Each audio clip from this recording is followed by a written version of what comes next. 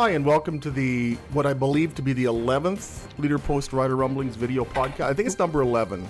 That was Arturo Toscanini conducting the Leader Post Symphony Orchestra with our great theme song, and it's very stirring. Yeah. Wow. I don't know where I pulled that out of, but that's the kind of podcast we're going to have today. I think it's going to be rather. We're going to try and take an even lighter approach than we usually do. Murray's taking a lighter approach because he's lost 25 pounds. You may not recognize him from his previous podcast appearance. He's just evaporating as we speak. Murray McCormick is with us. Thanks, as always, Murray. I'm looking forward to a hot, humid 6 days in Southern Ontario, and I'll lose a few more pounds there, too. Congratulations. Well, you can fax yourself back from holidays. I'm Rob Vanstone. I believe I'll double-check that with my birth certificate. Our special guest today, or our special guests today, I should say, I might refer to him as Mike Sweeney. He's the producer, or a producer, yeah. of the Green Zone. I'm not going to get through this without completely convulsing in laughter. Rocco Radio, CJME, CKOM's Green Zone, with Jamie and I, the sports guy. This is Mike Sweeney, the producer, and he also does a mean Chris Jones. Well, Rob and Murray, it's a good thing to be here. You know, it's one of them deals where I just thought I'd sit down and fix and have myself a good time on this show here. And how's it going, boys? I really don't know yet. I don't know. I'm not going to last. There's no air conditioning in this room, and I'm already sweating, and I'm going to start laughing. So I thought it was like the podcast was a Chris Jones free zone other than criticizing him. It's going to be interesting talking to him. With him? Why don't you ask him the quarterback question that you do every day? He even gave you a pat on the shoulder, I think, as if to say, I don't know if try. that was a pat. That was an interesting reaction yesterday. Come on, let's get on with it. Come on. I'll even try to word it the same way I word it. Chris, who's going to be the starting quarterback this week? Well, you know, Zach's still out, and what we're going to do is we're going to bring in Brandon. He's the starter. And then we're going to rotate Wofford in whenever I see fit, and we'll probably rotate him in about 73 times in the game. And Watford, Bridge, Wofford, Bridge, Watford, Wofford, Bridge. So that's the first quarter? yeah, I'm thinking so. And how do you decide on that rotation, Chris? Well, you know, I just kind of wake up and, you know, have a bit of coffee, and I say, well, what am I going to do today to anger Rider Nation? I'll have a bit of I had an epiphany the other day, and I thought, well, what am I going to do today? Maybe I'll start with Watford this time, and then I'll sub Bridge in. Maybe not. I don't know. What's this Duron Carter thing? Well, you know, I feel Duron Carter's the best defensive player in the CFL, no doubt about it. I mean, if you see him out there, he's a great athlete, great two-way athlete, you know, and I believe he's a top corner in the game. And, you know, 2 pick sixes, that tells you all you need to know right there. And I think he'll probably stay on defense for the rest of the season unless the other guy comes back, but... Murray, what other questions have you been incessantly asking Chris? I've been asking Chris a lot about Duron Carter. That's probably a big one. Spent that one? We can always ask him. It never hurts to ask who the starting quarterback is. That's always a good go-to. The thing is, you are pretty unpredictable on the field with some of his schemes, and off the field, he's not afraid to kind of go against convention. I mean, a safety had an interception. Defensive end playing safety who had played cornerback earlier in the game for a play. Who was originally a receiver. Toby Antigua had an interception against Hamilton. The Riders defeated them long ago, 18-13 on July 5th. So you never really know what he's going to throw at you. And sometimes that comes out in a media scrum where, you know, he's pretty honest with us. You're pretty honest with us, Chris. Yeah. Why is that so? Well, I mean, I don't fear your types, you know. We fear our types. What are you going to do? Attack me with a pen? You know, I don't know. But do you respect us, though? Well, you know, I don't know if I really respect you, but I don't know. We're not very self-respecting, so no, that's clear. What's the best question I've asked you, Chris? What question has made you really think? Where are we going for lunch? Where are you going? I think the greatest thing you asked me is, what do I cook the best? And that's definitely fried chicken. Well, you got that smoker too, don't you? Oh, well. We've been trying to get him to quit, but he keeps smoking. Well, actually, though, and because Chris, the fried chicken is important. You also told me you're eating more vegetables. He's been doing more snap peas and those kind Yeah, of my things. wife's forcing me to eat some of those things. Yeah. I don't really like the taste of it, but, you got to do what you got to do when you get this age, Rob, you can probably attest. We're both older than you. Can we just maybe interject a little bit second here? Tell us how you started Yeah, doing Chris that was Jones. my next question. Sorry, I don't mean to Rob, but maybe go to Mike and let us know how okay. Chris Jones I'm came back. out of it, just so people know what's going on. Maybe I'll lift the sunglasses off just. Holy smokes, Chris It's has not, eyes. yeah. It's not. I think it was the first press conference when Chris Jones came to Saskatchewan. It may have been Grey Cup weekend with the Eskimos when he was winning the Grey Cup, when he won the Grey Cup, and I was thinking, man, that guy has a hell of a voice. Like, I really like that. That voice is highly imitatable. If I want to, and I just started working on it, and my dad told me, like, because I'd always start doing different characters and stuff like that, and he's like, you're gonna end up doing the Chris Jones thing, because I started hearing well this, and then I just decided one day that I'd just do a post-game scrum from my bathroom on Twitter. And Why the bathroom? because it has green walls, kind of like not quite like this room, but a lot green. And it's like, oh, green is the color, and the bathroom is the game, I guess. So we'll just. My bathroom has green walls, but we didn't use green paint. It's just an evolution. Okay, Sorry. well, we won't go where that takes us. We'll let you A little quality comedy here. I mean, it kind of developed a life of its own, did it? Yeah, not? and then the biggest thing was Sort of like my bathroom wall. Sorry. the biggest thing was on Canada Day in 2017 when we lost to the Bombers. I did a post-game thing with my girlfriend, and she did the interview live from the stadium, and then it just blew up, and 3 Down Nation wrote an article about it, and it just kind of, now every single time a game ends, people want to see a post-game interview with Coach Jones. I don't always do it, but that's kind of how it, and then people just kind of demanded more of it, especially if we lose badly. They really want to see that to put a smile back on their face after they, and a lot of the games after the offense, after what we've seen recently, need a bit of smiles, because it's bringing more sleeps to people. I think more people are falling asleep watching the games recently than laughing about them. So, As a we're having producer, fun. you'd have heard all of Chris's interviews too. Oh, so absolutely. you have a huge trove Yes, of questions, and his voice is just idiosyncrasies and- constantly in my head. What is your favorite Chris? What Chris comments? Can you have a top 3 or 4 comments or lines or things that Chris might say that are kind of like you're trying to trademark? Oh God, what was it? There was something about Sam Hurl when we signed him, and he said, like, well, this guy's one of those guys where he just wakes up and he just wants to destroy people or something like that. Sounds like a columnist. Yeah, or something. It was that one's good, and I don't really care what the fans say. Or it sounded like last week, a couple weeks ago. Yeah, that was a good one too. I remember for the day of the first press conference when Chris Jones was hired, and my wife sent me a text, and all it said was, he has a cool voice.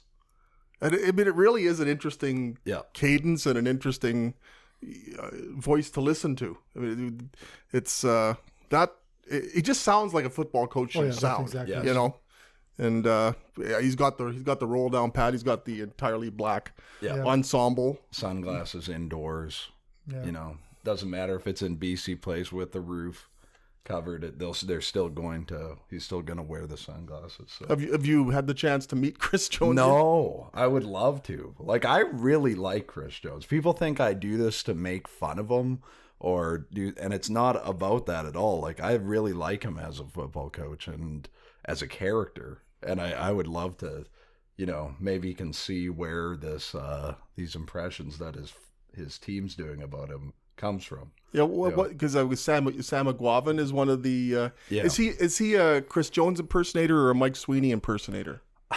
I don't know. I've heard that he likes what I do and he started doing it.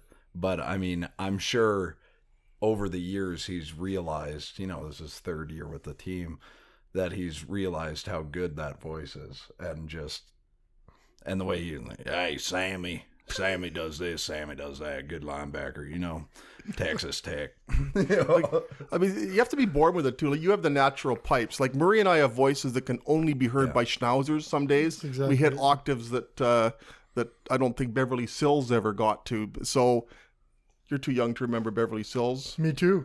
Or Arturo Toscanini. Me too. Let's talk about jazz, Rob. Let's talk about jazz. Oh, no. It'll never end. No. Please stop. Time out. Let's talk about football. Can we talk about football? You No, gotta, go have there. you gotta have the pipes. I'm taking over for the Jazz.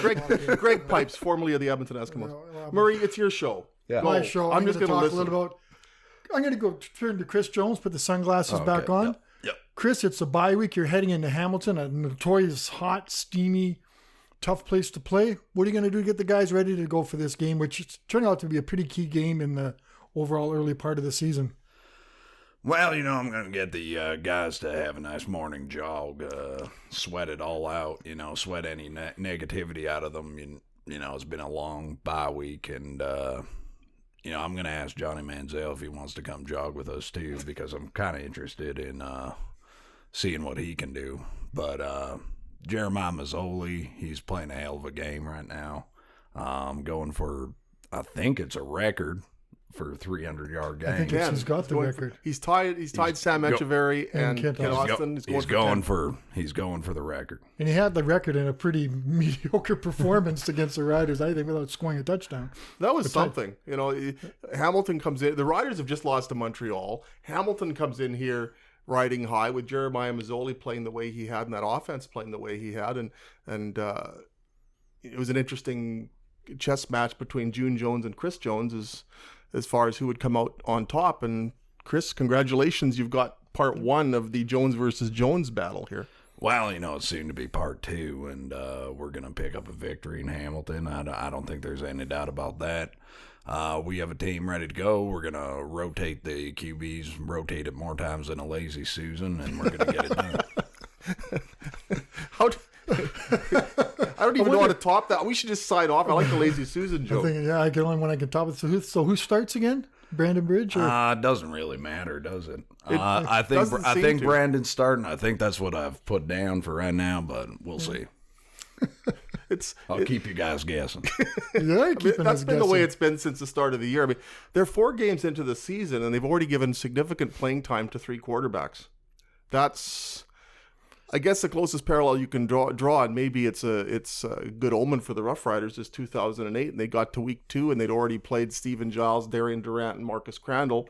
They ended up winning their first 6 games that year, getting a home playoff game, and giving Darian Durant his first. How much of a gift is that to you for how many columns you managed to write from this quarterback rotation, carousel and alternation, alliteration, and every example? Like, you should thank Chris for what he gave to you last week during the bye week. You created more columns out of one game in a whole week and a lot on the quarterback rotations. You and Chris, you owe Chris, so you should be a handshake. Thank you so much. If you want to hug it out, you can go that far. We can hug it out. I don't care. You need longer arms to get him around me. Murray, you could probably put him around him twice now because he's a virtual waif. But that was like a gift to you last week, wasn't it, Rob? It really was, and you need that if you're going to sustain Rough Rider talk over a bye week. And you did. And sometimes it can be a bit of a challenge over the bye week, but I guess it sort of exemplifies the fervor about football in this province too, that you can get away with writing about a football team that isn't even practicing for an entire week. There's not a lot of places you could do that. TSN is going to talk about the Toronto Maple Leafs all summer, so they managed to squeeze that tube of toothpaste. In Montreal, you can talk about the Habs anytime you want. But that's the kind of plane that the Saskatchewan Roughriders are on when you look at football, the sporting franchises in Canada, and the obsessive interest in them. I didn't think twice or even once about, gee, am I extending this too far, writing about the Riders during an entire bye week? It's like, no, there's an audience for it. There's an audience for for Rough Riders in January. with Rough Riders in January. There's no off season anymore, and you didn't have to eat one column. That's a step up because it left a lot of stuff for people to digest, to munch on, to. There are still shards of the column that I ingested a couple of weeks ago on the floor here because I threw it into, for the uninitiated, I threw it into a shredder and ate it. Yeah, you were very lucky not to see that. I don't know if you. What do you think of Rob eating one of his columns, Chris? Do you think that's a? Well, I don't think he needs to eat any more than he does. You know? I think he's doing all right in that department. Maybe he's that sixth offensive lineman you're looking for. That's actually a pretty good idea. You want to come play left tackle. If you want a 54-year-old offensive lineman with a arthritic knee 3 times over and gout, Sounds like you've got personnel issues. Well, you kind of remind me of the young man Kevin Glenn. I didn't like that old man Darian Durant, and we got a young man like Kevin Glenn. It was sad to see him go. You know, it was like shipping a son off to college. You know, when we got rid of him. But I want to rewind to it earlier. Murray's earlier inquiry. If you met Crystal, I remember Billy Crystal did a great Muhammad Ali impersonation. So he did the Muhammad Ali impersonation for Muhammad Ali, and it was outstanding. If you met Chris Jones, would you be Mike Sweeney or would you be Chris Jones? Oh man, it would be tough. What would you do? If I was wearing what I was wearing right now, I would have to do it. I would have to go, Chris, it's Chris. How's it going? You know, but I don't know how I would do it. I would just be giddy with excitement just to meet the man, because I only ever impersonate people I like, you know, and. So Murray and I aren't on your list. No, I can't do a Rob Vanstone or a Murray McCormick because there's just no respect there. So I can't do a Rob Vanstone either. Yeah. Maybe. I could do a Murray McCormick. Oh, geez, everyone does Murray McCormick. That's a fun. If it doesn't, if you do meet Chris, it can't be set up. We have to just sort of get you down there. It has to be done. Get him in a scrum. Or maybe something like that. Yeah, and then with the microphone, big Chris, mic flash. Just say, Chris, who's your starting quarterback this week? And just see what in Chris's voice. Yeah, that'd be like Chris, who's starting at quarterback this week? And just put the mic right up there and see. Just a reaction alone would be priceless. You know. Who else do you mention or alluded or hinted that there's other impressions that you do? Is there a repertoire beyond Chris Jones? Oh yeah, the favorite of people is definitely Bubbles from Trailer Park Boys. Oh no way! I'm here with Rob Vanstone, and he's looking all right. I mean, he's got looks like he drove 15 cheeseburgers into this thing, but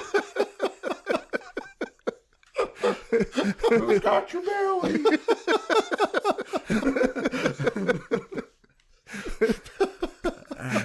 This is really getting out of hand. I'm struggling here.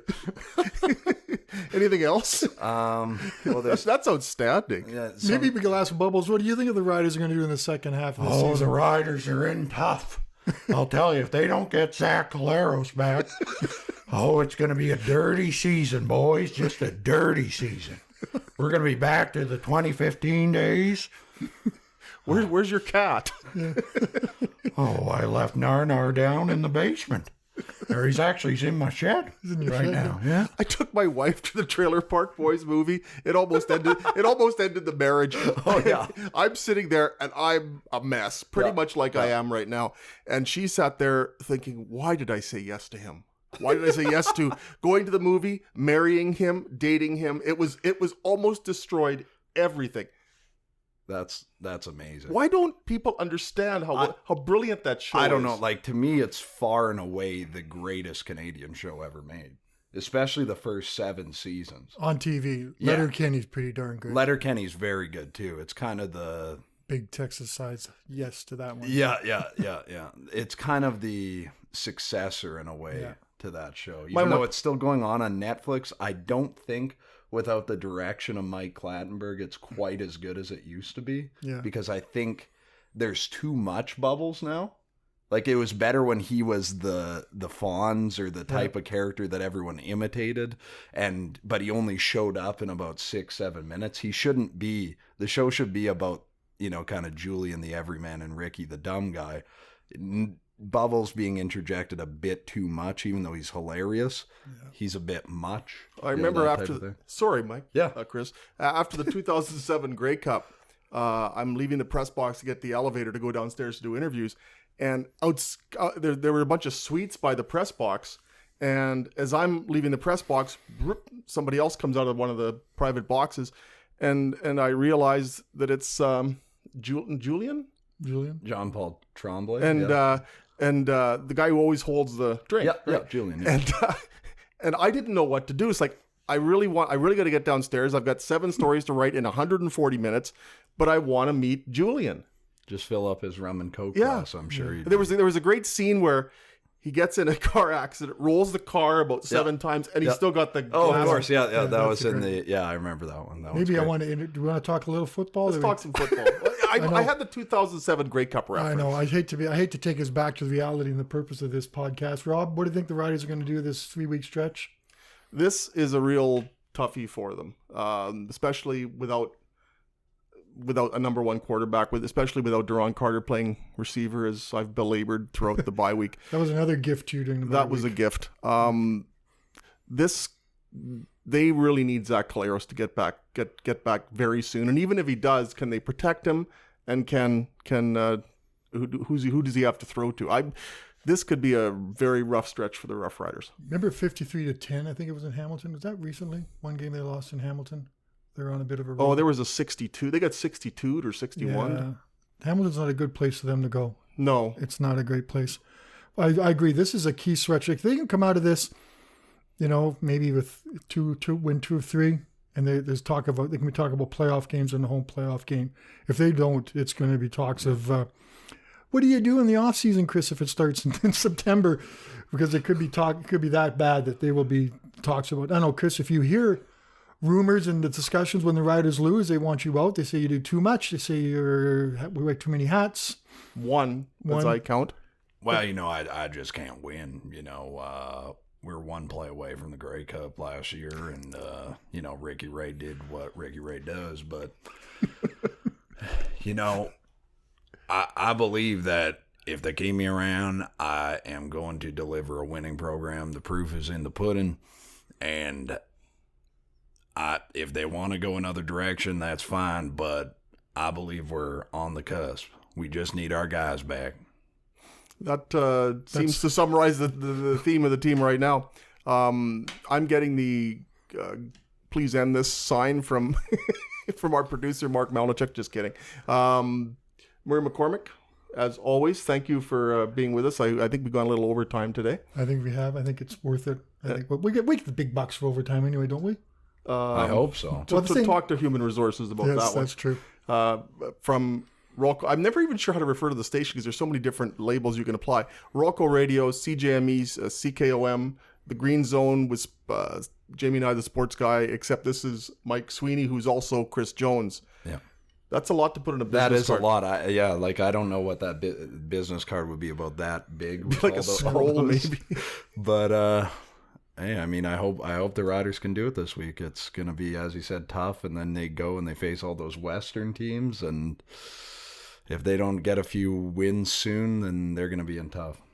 Well, thank you, Mike. Thank you, Chris. Thank you, Murray. I'm Rob Vanstone. Chris, Mike, it was an absolute pleasure. Thanks a lot for coming in, and we'll see you at practice later this week. Murray and I will continue to impersonate sports writers. Thanks for being with us, and we might do this again next week.